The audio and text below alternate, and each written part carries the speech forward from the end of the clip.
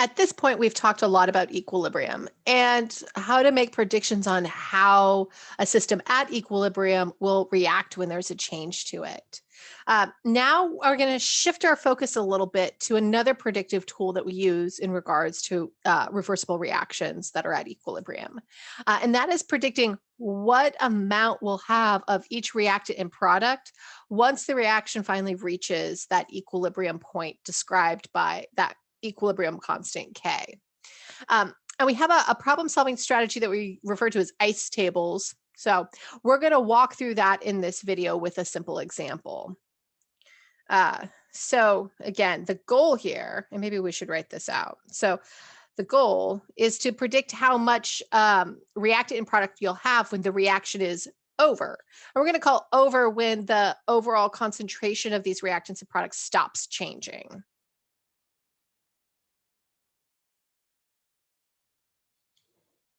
So to do this, we're going to need to take into account the stoichiometry of the reaction. We'll start usually with an initial concentration and then use both our equilibrium constant K and the stoichiometry of the overall reaction to determine what those reaction or reactant and product concentrations will be at equilibrium.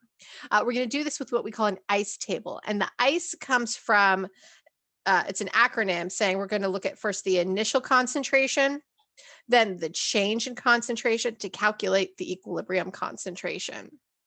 And our overall kind of then strategy that we take out of that ICE table is that this equilibrium concentration that we're interested in learning is going to be equal to the initial concentration minus whatever change in concentration we expect for the reactant or product to go through to get to equilibrium. So I think that this is easiest to see through an example, but yeah, and then I'll give a list of all the steps that I take because for any sort of like problem solving strategy that I tend to be repeating a lot, like stoichiometry or like the initial rates method for determining the rate law of a problem or for figuring out equilibrium concentrations, I like to have like a little to-do list that I always work through. So I never really miss a step. And so that way I kind of take some of the guesswork out of where to start and what to do out of my solving a problem. So in this example, we're going to be looking again at the reaction where sulfur dioxide and oxygen combine to form sulfur trioxide. And so in this case, we're looking at everything is in gas constant or gas phase, but we are going to know concentration information. So we'll know the number of moles and the volume that it's in. So I'll be using Kc, so that equilibrium constant based on concentration. So this reaction is taking place at 1,000 Kelvin, crazy high. I'm not going to need to do anything to account for that temperature as long as the reaction stays at that temperature and it stays constant. I'll have a mole of sulfur dioxide, a mole of oxygen. They're going to be placed in a 1 liter flask. And at equilibrium, I'm going to see about 0.925 moles of sulfur trioxide form. And I'm going to try to figure out the Kc for this reaction. So I'm going to have some information about what's happening at equilibrium, but I'm not going to have all of the information that I need at equilibrium. And this will kind of show us how to use a table. So the first step is to get my concentrations. I've been given mole and liter information for everything. And so I'll be able to calculate concentration by just dividing the number of moles I have by the volume that I have in units of liters.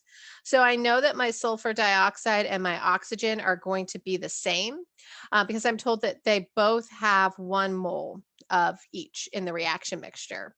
So that 1 mole divided by my volume, which is 1.000 liters, that's the size of the flask, and the gas will take up that space, is going to give me a concentration of 1 molar. So these are initial concentrations for just my reactants. But I also know the initial concentration of my product. Before the reaction starts, I don't have any, right? If I'm combining these two, at that instant I combine them, I don't actually have any products around. So I can also say initially that the concentration of the SO3 equals 0. Now at equilibrium, I've been given information about the product. I've been said that it says that at equilibrium, I have 0.925 moles. And now the flask volume is the same. So I'll have the same volume and I'll be able to calculate that concentration right here. So that's going to be equal to 0.925 molar. Now, this is going to be the concentration at equilibrium. But that concentration of sulfur dioxide and that concentration of oxygen at equilibrium, I don't know yet.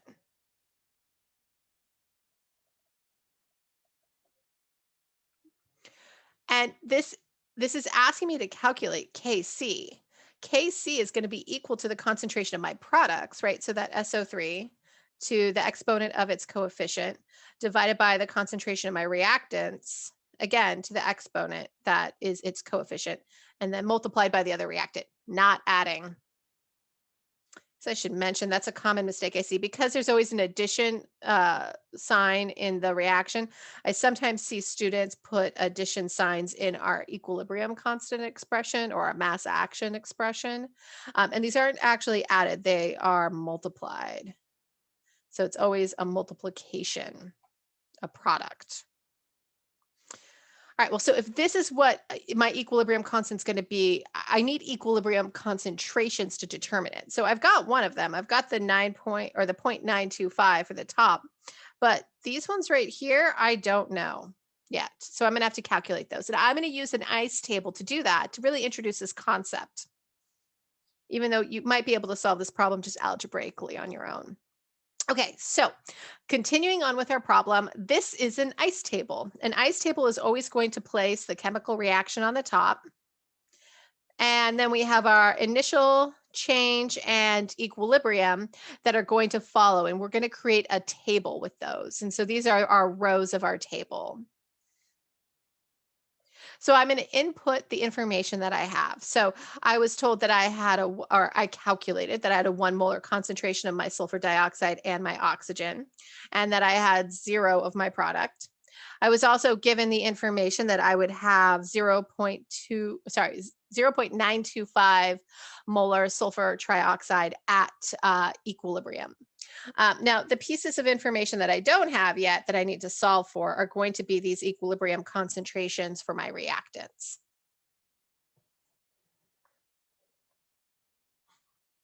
So let's talk about this change column a little bit more first. So this change is going to depend on if I'm looking at a reactant or a product. So for my reactants, my change is always going to be minus something. If I start with all reactants, I'm going to form more products. And so I'm going to have to convert some of those reactants into products, so I'll lose reactants. Now, if for some reason I had more products than reactants, then I would lose from the reactant side. So whichever side of this equation I have more of, I will have a minus for our change. And now to determine that, you can use Q. If Q is going to be less than K, then we're going to convert reactants to products. And so we'll minus some amount of something for our reactants. And for our products, we're going to gain something, right? And that X means I don't know what. And so these are for the situation where Q is less than K. It would be the opposite if Q was larger than K, because then we would need to make more reactants to reach equilibrium. So we would be gaining on the reactant side for our change and losing on the product side for our change. So in this case, let's take a look at the products. This is where we have the most information. We know initial concentration and we know equilibrium concentration. So that's going to help us determine what is our change from our reactants. Now, we're going to be gaining something. So we'll go from 0 plus some change will equal our concentration. And we're going to need to incorporate the stoichiometry of the reaction from the balanced equation. So what we have here is we have an initial, right, plus change is going to equal equilibrium. Whereas on our reactant side, we'll have an initial concentration minus the change will equal the equilibrium concentration. So for our reaction, this change is going to be X, and it's going to be 2X, and that 2 is coming from our coefficient. So it's saying that if I have like let's take oxygen. I have 1 mole of oxygen. If it reacts, it's going to form 2 moles of SO3. So I'm going to use a 2x here. So we're going to have an overall 0 for our initial concentration plus 2x is going to equal our equilibrium concentration of 295. And so that is going to allow me to solve for x, like figure out what is this quantity of change. So when I do that at equilibrium, that tells me that x is going to be equal to, sorry, yeah, x is going to be equal to that 0.462. So I'm right here in my reaction. Okay, cool. So on my reactant side, I can do the same thing, right? So for my change in X for SO2, that is going to be minus 2X because I'm going to use, again, that coefficient of 2 right there. And for my oxygen, it's going to be minus X because I have a coefficient of 1. So I can use this information I gathered from my product side of knowing what is this like minimum amount of change, this X value, to figure out what the change will be for my reactants. Now, SO2 is going to change by the same amount as SO3, but it'll lose it rather than gain it. It's 2X. And so we know that at equilibrium, our SO2 is going to gain, or sorry, lose 0.925. And that's what's happening right here in this part of the equation. Here, I'll do this. And I'm sorry, I found a typo. It said 0.975 on my slides. It should be 0.925. And you can see we're putting that in right here too, right? And so when we calculate that, we're going to get 0.075 for our equilibrium concentration of sulfur dioxide. Then for our oxygen, if it's minus X, we're really doing minus 0.462. And so that piece right there is shown right here, and that's this right here. So we're going to subtract that 0.462 to get 0.538. And now I have equilibrium concentrations right here for all of my reactants and products, and I'll be able to calculate K. So looking at that, we can see that we'll plug in those values that we just calculated into our K expression. We have our products on top and our reactants on bottom, like we talked about, and we're going to get a value of 280 at the end. And so for this one, we had information about the equilibrium, one of the equilibrium concentrations, and that allowed us to calculate X. And so we were able to pretty easily just solve this. And you could probably make your way through this problem without an ICE table, just using intuition. The handy thing about the ICE table is it'll help us for harder problems where we're going to have to solve for X, and it'll be a little bit more complicated. We won't have quite the same amount of information, but we'll probably know K instead. And so in general, the format that your ICE table is always going to take, here we go. Here we go. Let's put it here. Since there's more space on this slide, our ICE table is always going to look like some sort of chemical reaction. Like I'll use my trusty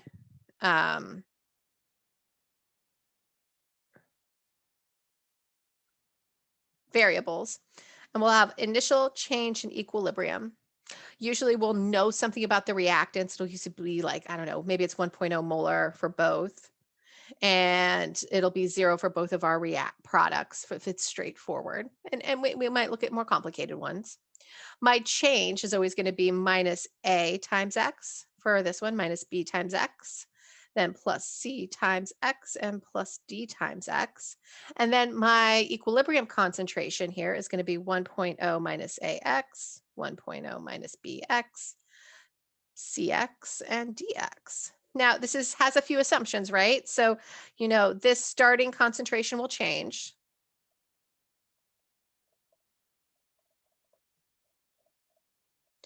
If your products aren't 0, then you should double check and calculate Q first and determine if the reaction is going to favor or is going to progress towards reactants or towards products.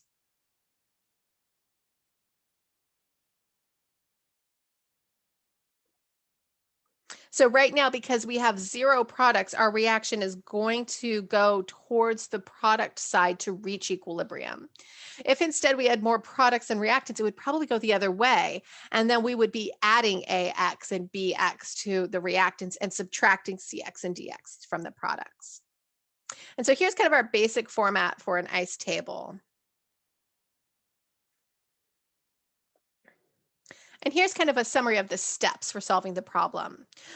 Equilibrium concentrations are going to be the only values that we'll use in the mass action expression. You could do this with partial pressures, I believe, as well, but we're going to focus on concentrations. You're going to use initial values in the table in the units of moles per liter. So you're going to make sure those are always present. If you're given moles, you're going to turn that into a concentration value. Any changes in concentration will always occur in the same ratio as the coefficients in the balanced equation. And that's why we incorporate those into the actual, the balance part, or sorry, the change part of the ICE table. So that change row, we're going to make sure that they all change in the same direction. As in all the reactants are have a negative change and all the products have a positive change, for example. And we're going to make sure that we're showing that whichever side is going to be gaining, so maybe it's products or reactants, that'll be where our positive changes. And whatever side of the reaction is going to be consuming, we're going to have that be our negative change.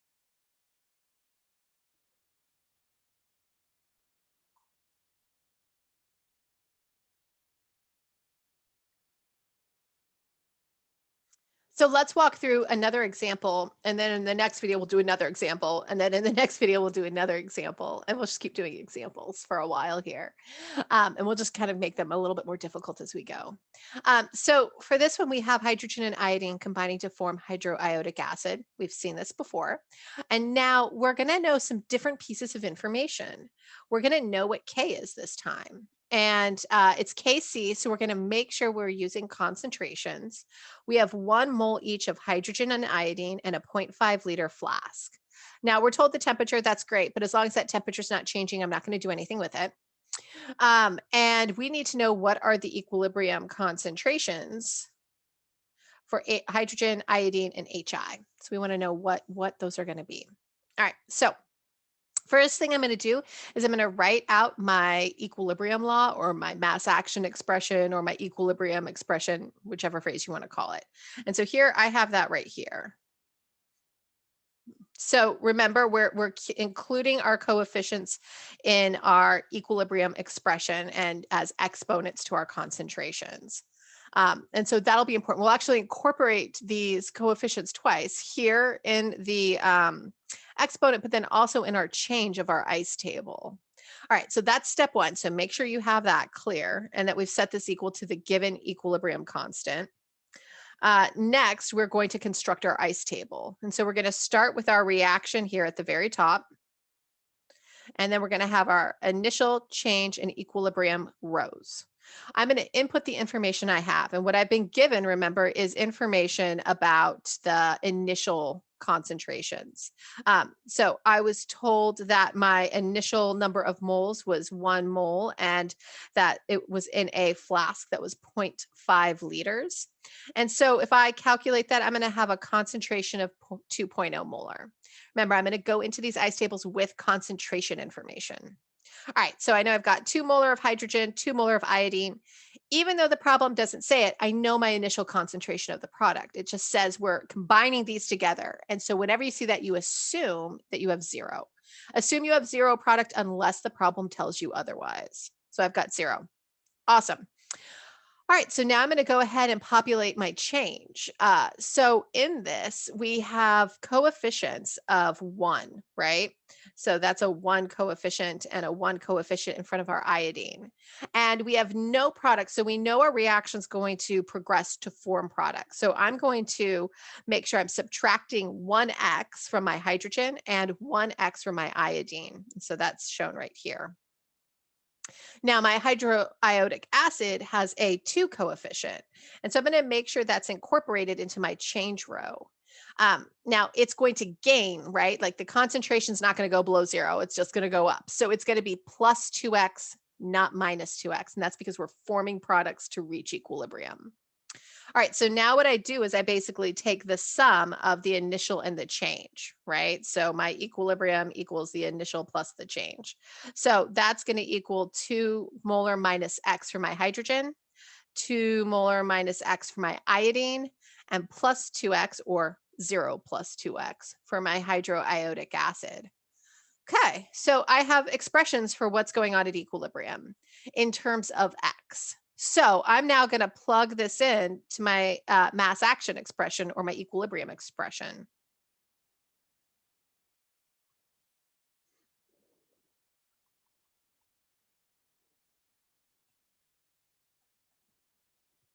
All right, when I do that, I'm going to remember I had my 2X is coming in for my HI, and that's right here. So let's highlight. But remember, I'm also going to make sure that I am squaring this because my equilibrium expression has the concentration of hydroiodic acid squared. So that doesn't go away. We need to incorporate it still. I only had exponents of 1 on the bottom, and so I have my, let's just change colors, my 2.0 minus X, replacing my H2 concentration and replacing my I2 concentration. I can actually rearrange this. This rearranges right here into 2.0 minus X squared. I'm multiplying two of the same things within the parentheses, right? So it's the same as saying it's squared. Now, if I can do this, this is really easy for solving. I can just take the square root of the whole thing and it gets rid of all those exponents. It's wonderful. Here, I'll show you. So we're just going to solve for X.